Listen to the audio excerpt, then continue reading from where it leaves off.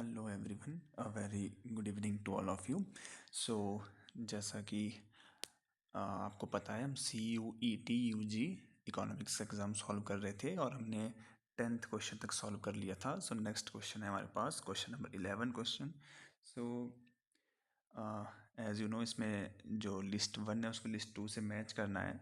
So the right option for this question will be option number 2। Option number 2 it mean जो first option है pegged exchange rate system, it will go with fixed exchange rate. ठीक है, B will go with dirty floating and C will go with Bretton Woods conference setting up of IMF and World Bank, and the last one will go with the errors and omission. ठीक है, so third element of balance of payment is errors and omission. First element of BOP is current account, second is capital account, ठीक है, and third is errors and omission. Then we have question number 12. Question number 12, casualization of workforce would result in. So the right answer for this question is option number 2, increase in the vulnerability of the workforce. Next question, choose the correct chronological sequence in ascending order. So the right option for this will be option number 4. Option number 4 mean सबसे पहले क्या हुआ, nationalisation of RBI, then उसके बाद क्या हुआ, third 5 year plan, फिर बना fiscal responsibility, budget management act, and then NABARD, oh sorry a NABARD, and then FRBMA। Okay, so मैं आप सभी को इनकी डेट्स के बारे में बताता हूँ। सो जो RBI का नेशनलाइजेशन हुआ था वो हुआ था 1949 में, ठीक है, 49 में। और थर्ड 5 ईयर प्लान का जो टेन्योर था, एज यू नो, जो पीरियड था, ठीक है, 5 सालों के लिए बनता है, वो था 1961 टू 1966, ठीक है। और जो fiscal responsibility budget management act बना था वो बना था 2003 में, एंड नाबार्ड बना था 1982 में, 1982 में। ओके, चलिए नेक्स्ट क्वेश्चन देखते हैं, क्वेश्चन नंबर 14। सो आपको फिल इन ब्लैंक्स का क्वेश्चन है ये। सो dash implies that resource extraction is not above the rate of regeneration of resources and the waste generated are within the assimilating capacity of the environment. So it is the carrying capacity. So option number 2 is the right option.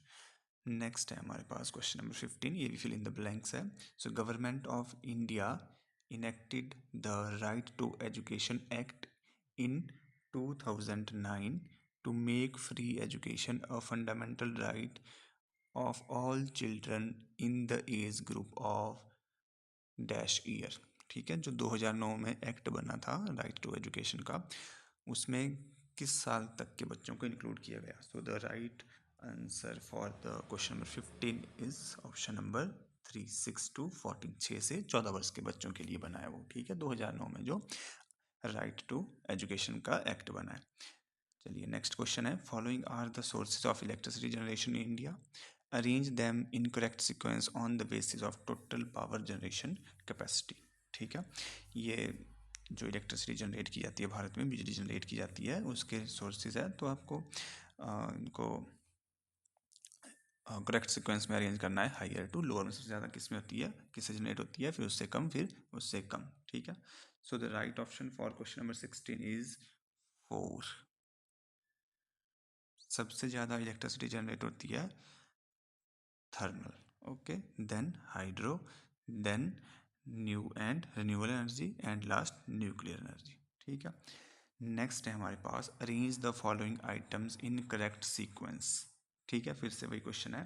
So the right option for question number 17 will be option number 3। सबसे पहले क्या बना, MRTP act, ठीक है, and then FERA, then FEMA, then competition act. अब यहाँ पर देखिए कैसे है, जो कंपटीशन एक्ट है 2003 के नियर बाय बना था वो अप्रोक्सीमेटली, वो MRTP एक्ट को रिप्लेस करके बनाया गया, ठीक है। और जो फेमा है फॉरेन एक्सचेंज मैनेजमेंट एक्ट, वो फेरा को रिप्लेस करके बनाया गया। Got it. सो जो कंपटीशन एक्ट था बेसिकली 2002-2003 में बना था वो, ठीक है। और फेरा बना था 1973, ओके। और जो फेमा था फॉरेन एक्सचेंज मैनेजमेंट एक्ट, वो 1999 में बना था, ठीक है। एंड हमारे पास रह गया कौन सा लास्ट, MRTP, ठीक है, जो बेसिकली बना था आपका 1969 में, okay. So let's move to the next question. So the question number 18 is the great leap forward. The great leap forward companion was initiated in, ठीक है, कब इनिशिएट किया गया था। So the right option for this question will be option number 3, 1958, ठीक है। Basically China में हुआ था ये, और था क्या है, कंपेनियन इंडस्ट्रियलाइजेशन, ठीक है, औद्योगिकरण को बढ़ावा देना। Okay, let's move to the next question. Question number 19, match करनी है फिर से लिस्ट। सो इसका राइट ऑप्शन है क्वेश्चन नंबर 19 का option number second. Got it, option number second is the right option. So A जाएगा सेकंड के साथ, बी जाएगा थर्ड के साथ, सी जाएगा फर्स्ट के साथ, एंड डी जाएगा फोर्थ के साथ, ठीक है। ग्रेट लीप फॉरवर्ड जो आपको बताया इंडस्ट्रियलाइजेशन, ठीक है। और नेक्स्ट क्वेश्चन है हमारे पास, second phase of green revolution is term from, जो सेकंड फेज था हरित क्रांति का, वो कब से कब तक उसको माना जाता है। So the right option is option number second, mid 1972, mid 1980, ठीक है। जो फर्स्ट फेज था वो 1960s के बाद कंसिडर किया था, बेसिकली 1966 के बाद, 66 टू 69, ठीक है। नेक्स्ट क्वेश्चन है हमारे पास, during 1980s the growth rate in Pakistan improved on account of which of the following reason. 1980s में जो ग्रोथ रेट ऑफ पाकिस्तान था वो इम्प्रूव हुआ था, किस वजह से हुआ था वो, ठीक है। So the right option for question number 21 is option number second, good harvest, ठीक है। नेक्स्ट है हमारे पास, when there is unexpected rise in the sales, ठीक है। जब सेल्स में अनएक्सपेक्टेड राइज होगा तो उससे क्या होगा। So the right option for question number 22 is option number 3, there will be unplanned decumulation of inventories, ठीक है। नेक्स्ट है हमारे पास, during festive season the currency deposit ratio, जो करेंसी डिपॉजिट रेशो होती है ना, वो फेस्टिव सीजन में उसका क्या होगा, ठीक है। फिल इन द ब्लैंक्स करना है इसको, increase decrease has no impact on it, first increase then decrease. So the right option for question number 3 is option number 2, it increases. चलिए अब आपको बता दें कि वो इंक्रीज क्यों होती है करेंसी डिपॉजिट रेशो, क्योंकि लोग क्या करेंगे, लोग अपने पास पैसे रखना प्रेफर करेंगे। Got it. सो उससे क्या होगा, लोगों के पास पैसे ज़्यादा आएंगे, वो ज़्यादा पैसे विड्रॉ करवाएंगे बैंक से, और बैंक में पैसे कम जमा करवाएंगे। ओके, चलिए नेक्स्ट क्वेश्चन है हमारे पास, question number 24, European monetary union was created in, जो यूरोपियन यूनियन था बेसिकली मॉनेटरी यूनियन, वो कब बना था। So the right option for question number 24 is option number 3, 1999 में बना था, ठीक है। नेक्स्ट क्वेश्चन है हमारे पास, identify the correct statement in the context of circular flow of income in two sector economy. जो टू सेक्टर इकोनॉमी होती है, ठीक है, उसमें जो सर्कुलर फ्लो होता है इनकम का, वो कहाँ से कहाँ शिफ्ट होता है, ठीक है। So the right option for question number 25 is option number 3, firm produces goods and services. Okay, so next question है हमारे पास, identify the correct statement, correct set of statement. ठीक है, ex ante saving represents what is actually plan to save, ex post saving represent what is actually plan to save. Next है ex post saving depicts what has actually happened, ex एंटे post saving represents what is actually saved. ठीक है, तो इसमें से आपको you have to choose correct option कौन कौन सी है हमारे पास। ठीक है, so the right answer for question number 26 is option number 2. Only A and C are the correct statement. अब A क्या है, X anti saving represents but is actually planned to save. And C हमारे पास ex post saving depicts but has actually happened. ठीक है, ex anti mean आपने जो plan किया था कि हम इतना बचाएंगे अपने पास। ठीक है, एक्स पोस्ट जो एक्चुअल में हुआ। ठीक है, नेक्स्ट क्वेश्चन है हमारे पास क्वेश्चन नंबर 27। लिस्ट को मैच करना है, लिस्ट 1 को मैच करना है लिस्ट 2 के साथ। ठीक है, so the right option for question number 27 will be option number 2।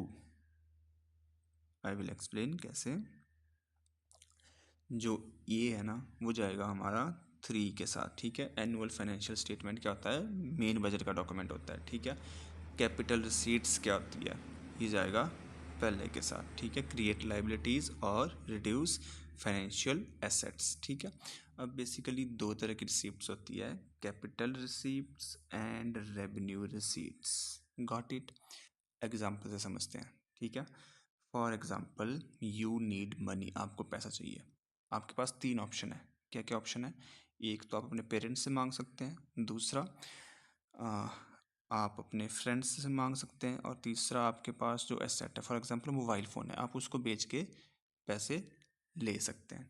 ठीक है, सो अब इन तीनों का केस स्टडी करते हैं। अगर आपने अपने पेरेंट्स से पैसे मांगे तो आपको पैसे वापस नहीं करने पड़ेंगे। ठीक है, कोई पैसे वापस नहीं करेंगे आप। ठीक है, लेकिन अगर आपने अपने फ्रेंड्स से पैसे मांगे तो आपको पैसे वापस करने पड़ेंगे, रीपे करने पड़ेंगे। ठीक है, और अगर आपने मोबाइल फ़ोन बेचा तो क्या होगा, आपको जो एसेट्स है आपकी वो कम हो जाएगी। ठीक है, आई होप आपको समझ आया होगा एग्जांपल। सो जो कैपिटल सीट्स होती है ना, उनसे क्या होता है, एक तो लाइबिलिटी बढ़ती है हमारी। तो जब आपने अपने फ्रेंड से पैसे मांगे ना, दोस्तों से पैसे मांगे, तो आपकी लाइबिलिटीज़ बढ़ गई। ठीक है, और आपने मोबाइल फ़ोन बेचा, हालांकि पैसे आपके पास फिर भी आ गए, बट आपकी एसेट्स कम हो गई। ठीक है, सो कैपिटल रिसीप्ट्स बेसिकली क्या होता है, जो लाइबिलिटी क्रिएट करती है, और या तो जो आपकी फाइनेंशियल एसेट्स को कम कर देगी। ठीक है, एसेट्स का एग्जांपल ये था सिंपली हमने यहाँ पर। लेकिन जो रेवेन्यू रिसीप्ट्स होती है वो ना तो लाइबिलिटीज़ को इंक्रीज़ करेगी और ना ही एसेट्स को कम करेगी। Got it. वैसे सरकार के केस में क्या होगा, कैपिटल रिसीप्ट्स क्या होगी, मान लो सरकार ने किसी से पैसे उधार लिए, बोरो किए पैसे, और सरकार ने अपनी, जैसे फॉर एग्जांपल BSNL है ना, सरकार की कंपनी है, फॉर एग्जांपल सरकार ने वो बेच दी। ठीक है, सरकार के पास पैसे आ गए लेकिन सरकार की परिसंपत्ति कम हो गई, यहाँ पर सरकार पर लाइबिलिटीज़ बढ़ गई। रेवेन्यू रिसीप्ट्स में आता है टैक्स। फॉर एग्जांपल समझो आप कैसे आता है, टैक्स से क्या होगा, सरकार ने आपसे टैक्स लिया, सरकार की ना तो कोई लाइबिलिटी इंक्रीज हुई, ना ही सरकार की कोई एसेट्स डिक्रीज हुई। ठीक है, नेक्स्ट है हमारे पास कैपिटल पेमेंट। सो सी जाएगा 4th के साथ। ठीक है, क्रिएट फाइनेंशियल एसेट्स और रिड्यूस लाइबिलिटीज़। अब जैसा हमने एग्जांपल लिया था ना, कैपिटल रिसीट्स के साथ, रेवेन्यू रिसीट के साथ, इसी तरह एक्सपेंडिचर भी दो तरह का होता है, capital expenditure and revenue expenditure. Revenue expenditure में आता है सैलरी वगैरह एम्प्लॉयज़ को दी जाती है जो। ठीक है, कैपिटल एक्सपेंडिचर में क्या होता है, जो आपने पैसे उधार लिए, आपने अपने दोस्त को क्या किया, पैसे वापस कर दिए, आपकी लाइबिलिटी कम हो गई। ठीक है, या आपने क्या किया, जो फ़ोन बेचा था उसकी जगह आपने नया फ़ोन खरीद लिया, आपकी एसेट्स बढ़ गई। ठीक है, क्रिएट फाइनेंशियल एसेट्स और रिड्यूस लाइबिलिटी। समझ आया, आई होप आया होगा।